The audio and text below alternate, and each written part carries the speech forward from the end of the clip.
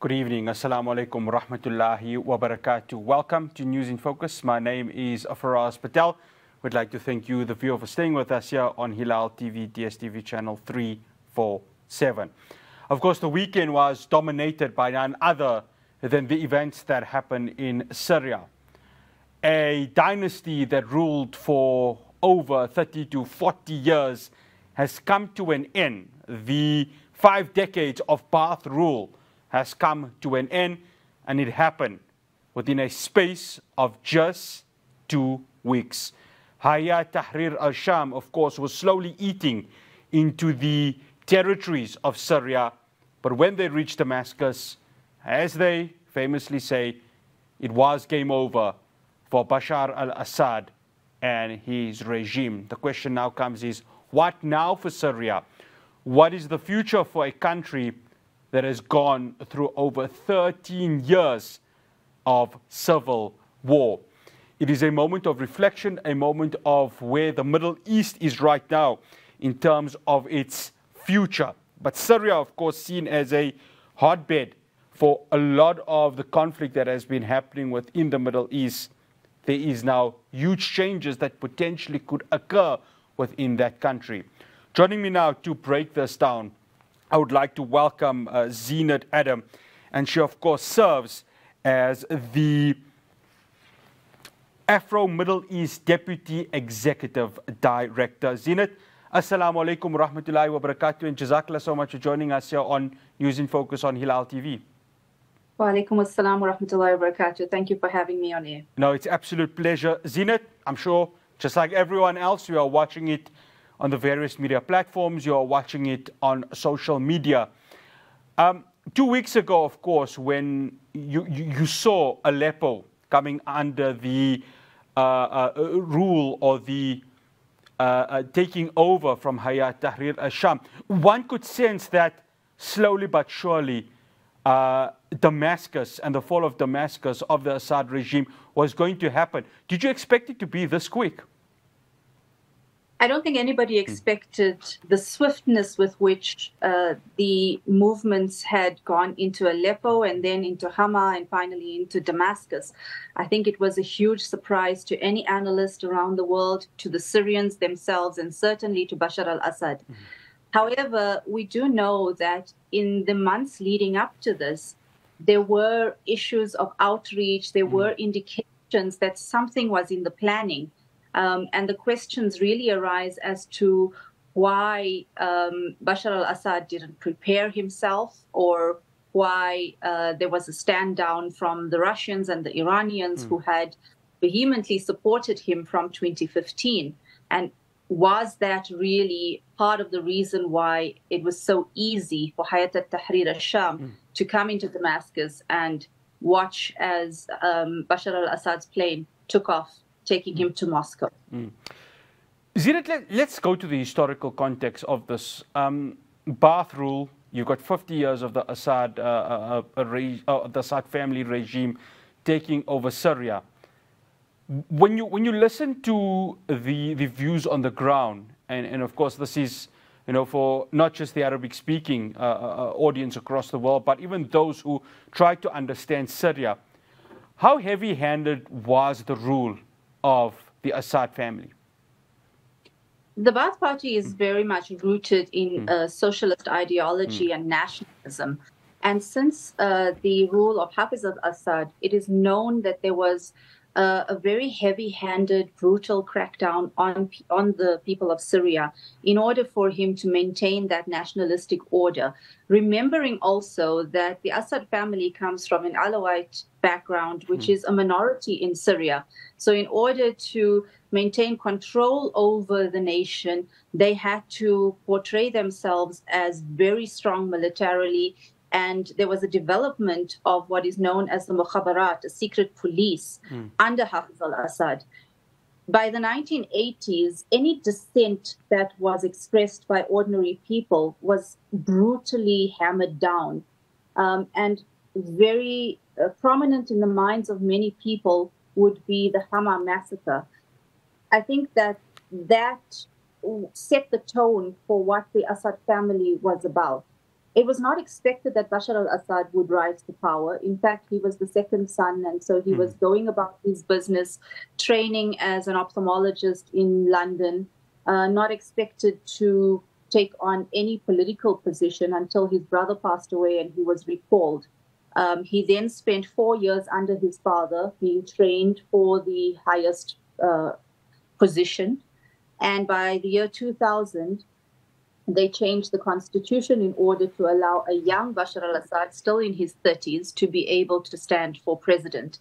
And of course, knowing that there's only one political party that stands on that ballot paper, he had to have won. The expectation at that time for us was that him being such a young, dynamic person who had been educated in the West, he would come with a new beginning for the Syrian people. Unfortunately, he followed very strongly in the footsteps of his father and continued with the same ideology and with the same repression. Right. So you've got, of course, the Assad regime, which is heavily backed by Iran and Russia. And of course, people are asking, so why them? What is it for the two big nuclear superpowers in Russia and, of course, Iran? And you've got Hayat Tahrir al-Sham, of course, who has their backing. Describe for us, Zeenat, why would, there be the support from Russia and Iran for the Assad regime? What really is it in it for them? Or is it just a sense of loyalty that has been developed over, many decades? You mentioned socialism, and of course there's the sort of Soviet connection to that. But maybe if you can break that down for us, for the viewers who still maybe are not understanding, the supposed allegiance that Russia and Iran have, had to the Assad regime. I think for Iran, it certainly does come to being within the neighborhood and have had support for the Syrian regime at the outset and for Hezbollah across the border in Lebanon. When Syria was at the height of its power, it was able to strongly support the Lebanese and Hezbollah in their fight against Israel. And that could not have also been done without the support of Iran. Remembering that Iran growing to their power after the 1979 revolution and the allegiances and the alliances from a Shia perspective. So you had the Shia majority from Iran supporting an Alawite that is rooted in Shiism, supporting Hezbollah, that is a Shia party as well. I don't really like to feed into the sectarian nature of that because I think it is very divisive.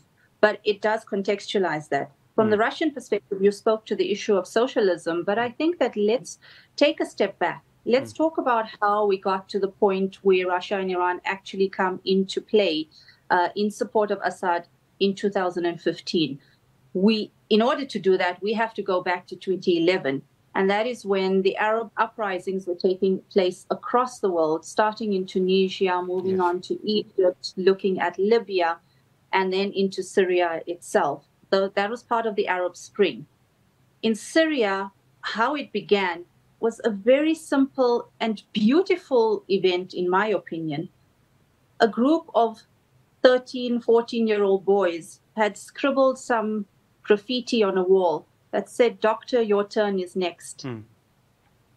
That was deemed to be countering Assad's rule and riling up a feverish movement within Syria and igniting something. So he arrested these boys, tortured them for 26 days before releasing them to their families. The families had taken to the streets. A little while later, there was another small uprising not far from this neighborhood of Daraa. And there was a young boy, Hazim al-Khatib, who was curious and joined the protest just to see what was going on. He ended up being arrested along with 50 other protesters. His remains were dumped at his family's door a month later, on the 24th of May. He was shot in both of his arms. He had evidence of lacerations to his body, burns by electric shock. His neck was broken, and he was castrated. He was only 13 years old for us. And for me, that was the spark of the revolution in Syria. Even then, with such extreme brutality, we still saw people going into the streets with roses and water and going to Assad's henchmen and saying, you are one of us. We want change, so don't attack us. And instead, those roses were found lying on the floor, with so many of those people having been killed, with fire having been opened on them. They were arrested, detained, taken into torture chambers. And this is the start of the revolution. Well, up till 2015, the groups that began coordinating with each other in order to try and overthrow Assad were extremely successful. It was then that Assad called on his allies, Russia and Iran, and because although he was using barrel bombs to counterattack the revolutionaries, it was insufficient. And so he called on his allies to come and support him. And they did so not just in air power, but in foot soldiers on the ground as well, and introducing some foreign fighters. Now, at the time, we kept hearing about foreign fighters from this other perspective, from the perspective of revolutionaries having introduced foreign fighters and casting them as terrorists, casting them as part of ISIL, Al-Qaeda.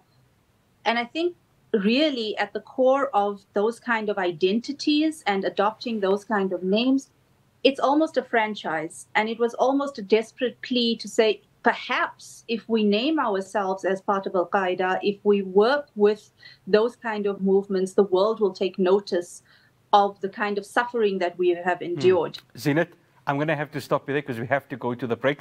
After this, we continue. What is the future for Syria now? Of course, Hayat Tahrir al-Sham, they're there.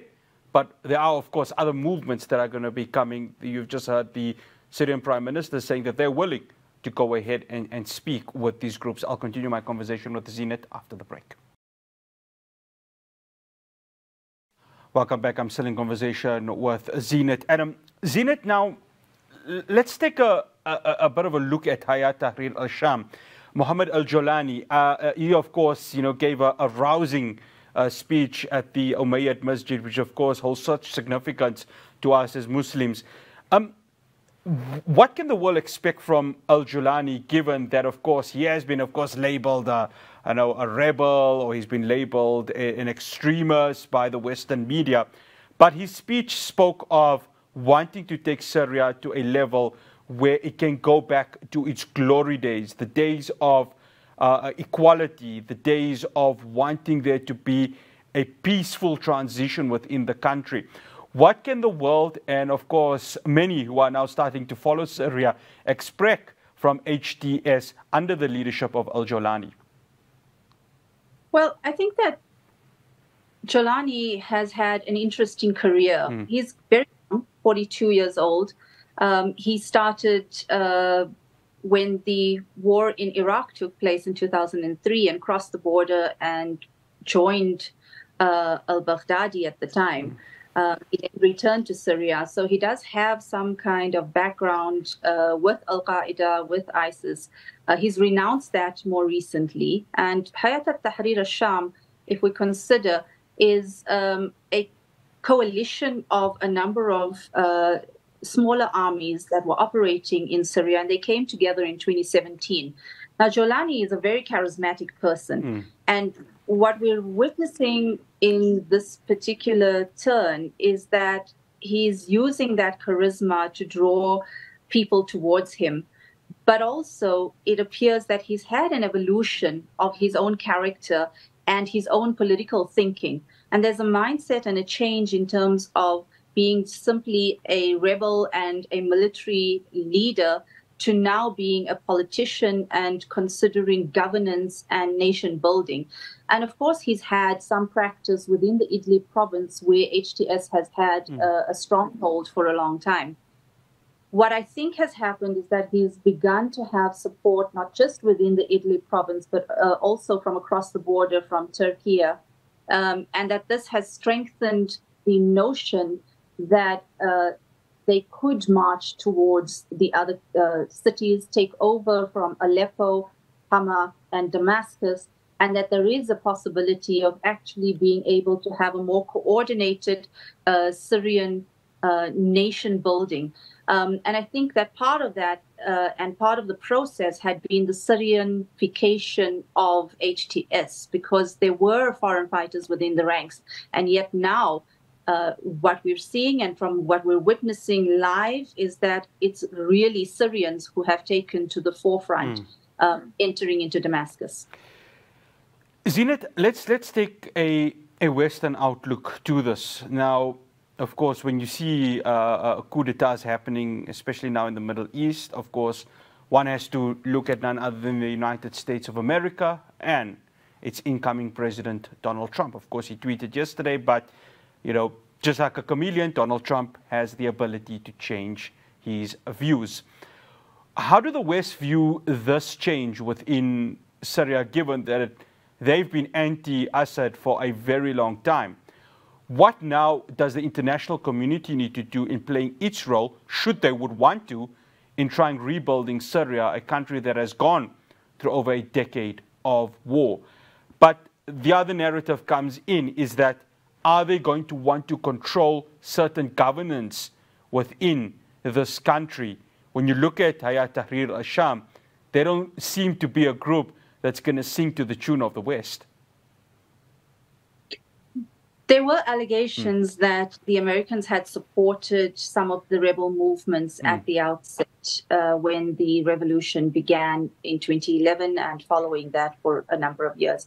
It was also considered to be a front where the proxies were fighting against each other, almost like the Cold War with Russia and the Americans. However, all of these vested interests and the geopolitics of Syria is quite intricate, in the sense that you also have American occupation of almost a third of Syria. And this is exactly where the most lucrative resources of oil and gas are, on the eastern region.